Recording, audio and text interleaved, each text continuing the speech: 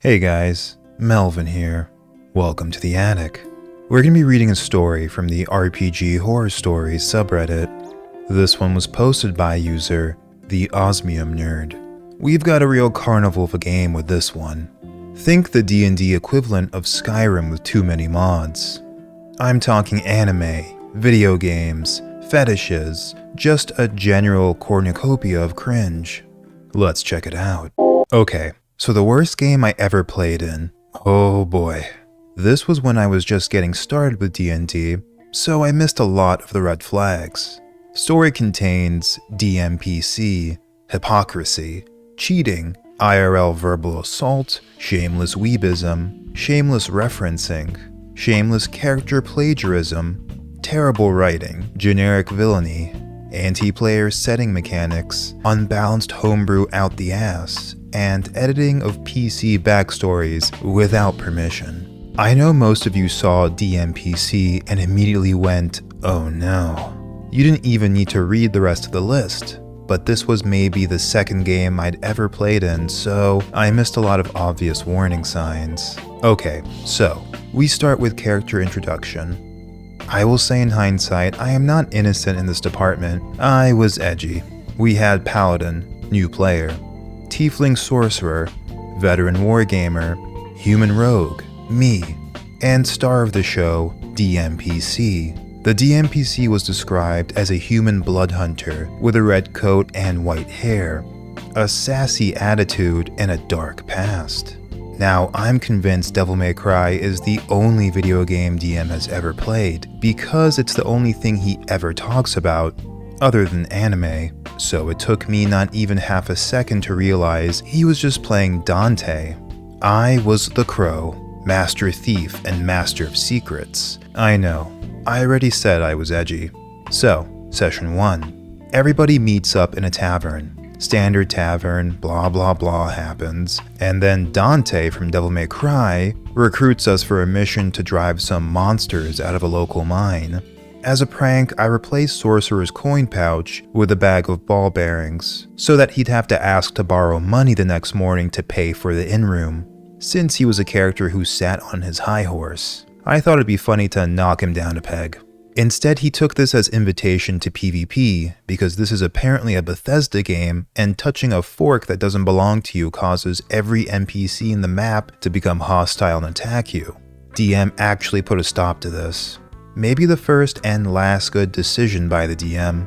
I gave him his coin purse back, but the player had animosity towards me as a person for the rest of his time in the game. Session 2.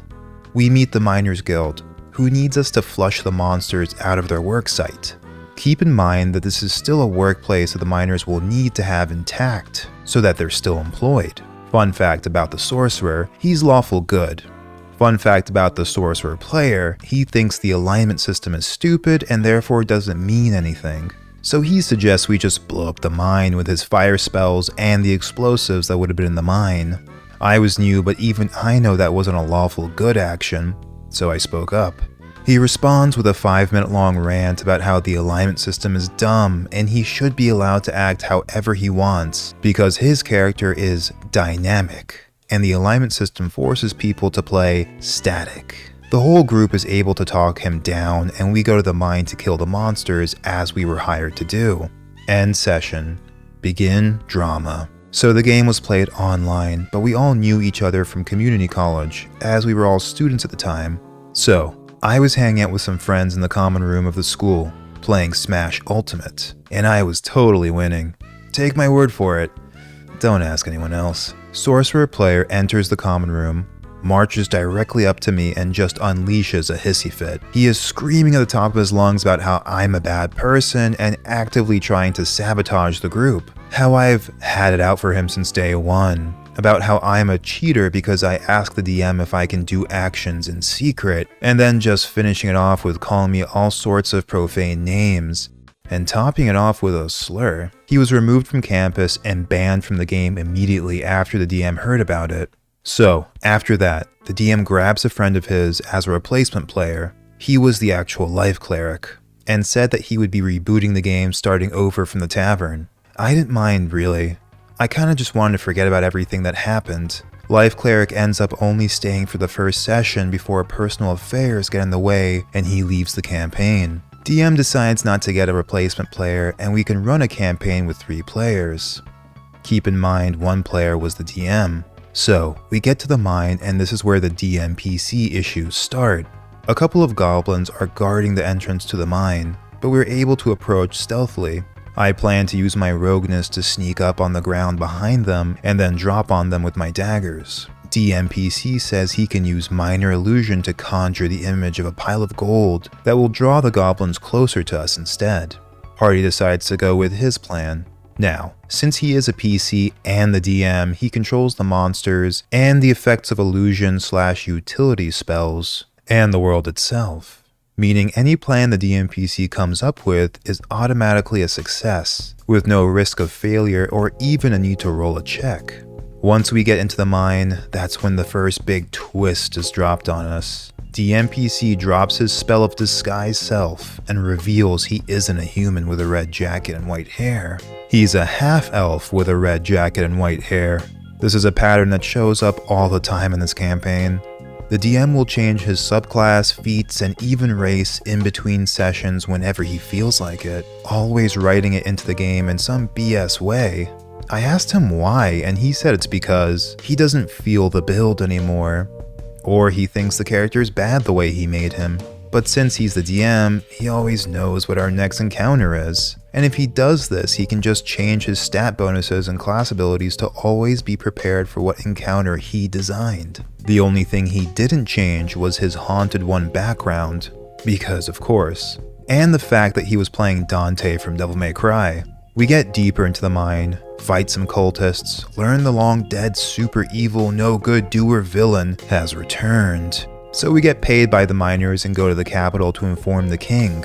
There was a short side quest along the way, which was the only time players got to have agency in group decision making, so I won't complain about it. We are level 4 by the way, and not famous at all. We have no issues having an audience with the king though, because we're the heroes and blah blah blah. Main character syndrome.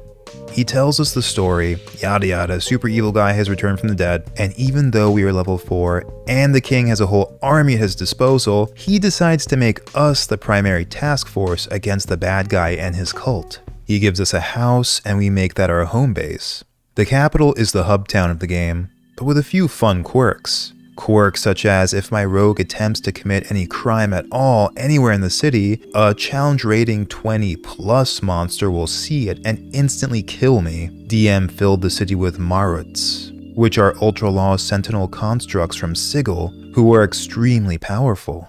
Another fun quirk is how the capital city introduces the Magitech revolution the DM is selling the setting on. And you will not believe what it is. By Magitech Revolution, he means the world is your standard generic fantasy world, but with early iterations of cell phones. And no, I don't mean sending stones, I mean the party is given cell phones, and many NPCs can call us whenever.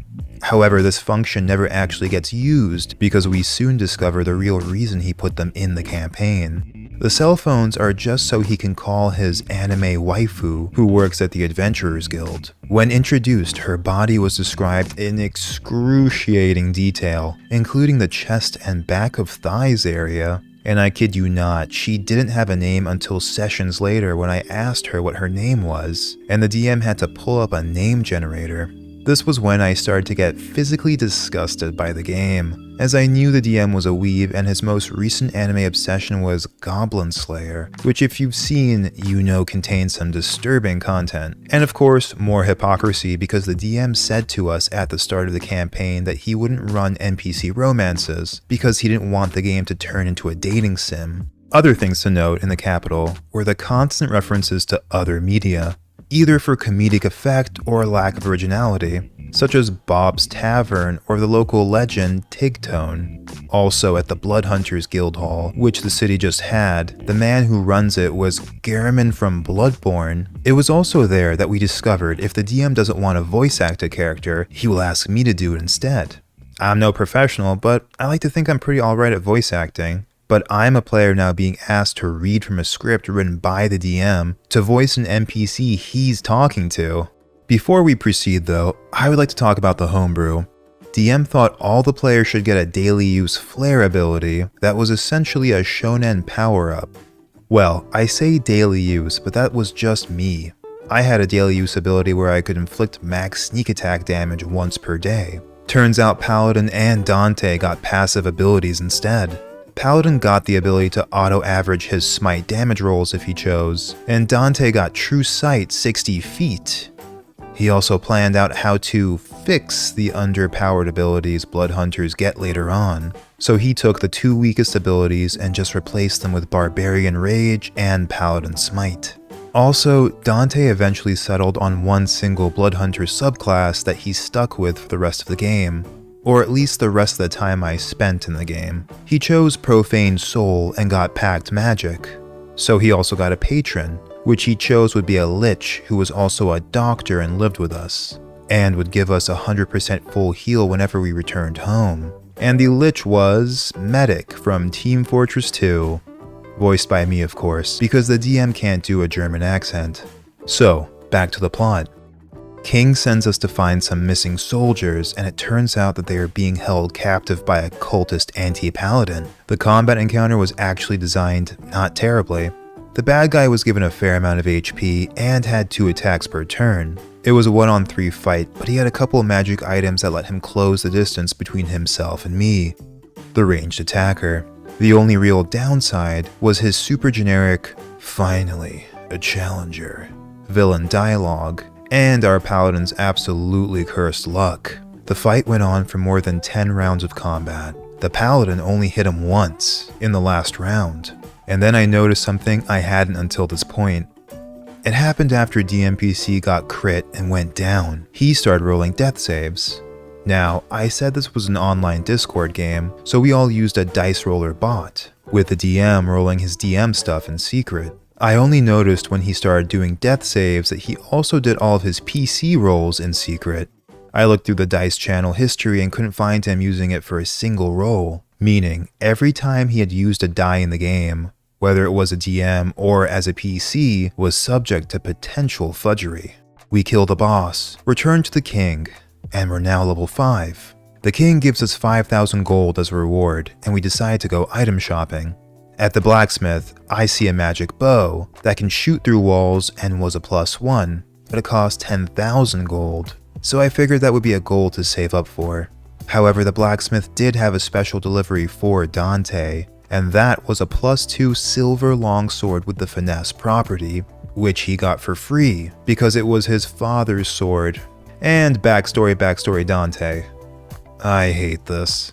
I called him out on that being too overpowered to have gone for free, but he said not to worry as it wasn't overpowered because it was still in its dormant state, and we'd have to go on a quest later to awaken it and unleash its full power. It's still a +2 longsword with finesse. He also bought a twin fire hand crossbow from the guild with his 5,000 gold, which was also a homebrew item. And the final straw that made me leave the campaign, we did a generic fetch quest for Bob Belcher, owner of Bob's Tavern. The week prior, DM messaged me with an unwarranted addition to my backstory. So without me signing off on it, my character now had a rival named Ortrek, who died in a dungeon. I said sure, fine, whatever. He's dead, who cares? Then, as we return from the fetch quest, I am contacted telepathically by Ortrek, who is now a revenant seeking vengeance. And that is when I left the campaign. I probably missed a couple or a lot of BS moments, but this was my story to suffer. You're just here to read my survivor's tale. So that is the worst game I have ever played, and I have not spoken to the DM or the other players since. Would I say I had any positive experiences coming out of this? 2 things. First, I think I became a better writer by being taught what not to do. Second, I felt flattered by being asked to voice act all the time and have actually been practicing and improving ever since. Now, that was a wild ride. I think OP deserves some credit for sticking around that long. You'd think the sorcerer having that blowout in the common room would be enough for its own horror story, but there was so much more. I can't help but feel somewhat endeared to the DM, due to the sheer gall they had to throw the whole kitchen sink into this campaign. It's obviously alright to be influenced by different media.